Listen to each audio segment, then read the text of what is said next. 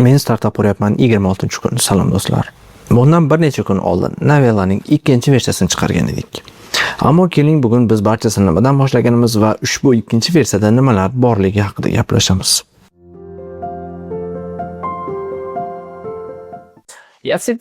Men har doim xorijiy kompaniyalarga havas qilar edim. Sababi ular juda ham katta tezlik bilan rivojlanib borardi, ammo ularning ushbu mahsuloti O'zbekiston aholisi uchun biroz qimmatlik qiladi. Shunchaki bir AI servisi uchun 255 ming so'm.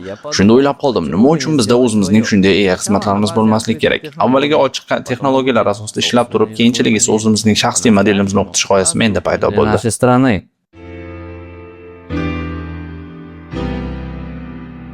Biz jamoamiz bilan kuniga 6 soatdan tinmay ishladik. Men arxitekturani yozdim, backendni yig'dim. Va nihoyat biz kutgan kun keldi. Birinchi versiyani chiqardik. Ammo biz muvaffaqiyatsizlik uchradik. Sababi modelning kontekst quvvati juda ham past edi. Ochig'ini aytganda esa u juda ham ko'p xato qilar edi. Biz Davosvatda bir o'tur versiyasini chiqardik. Biroz yaxshilandi, ammo eng katta og'riq gallyutsinatsiyalar qoldi.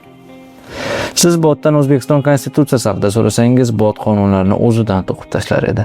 Sababi unda real faktlarga kirish imkoniyati yo'q edi. Juda ham qiyin bo'ldi, lekin bizni do'stlarimiz qo'llab-quvvatlashdi. Ular botni ertayu kechini bilmay test qilishdi va kutilmaganda birinchi tarif sotuvi.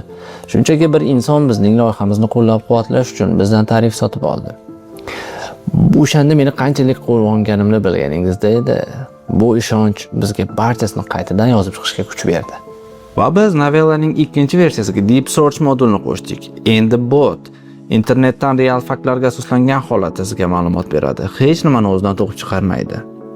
Ammo asosiy yangilik bu emas.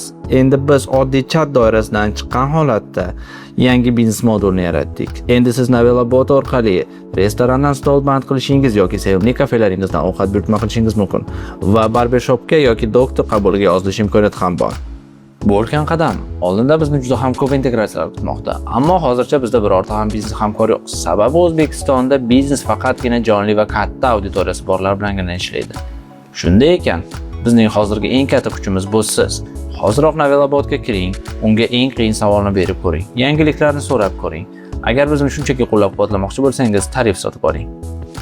Keling bu startapni birgalikda quramiz.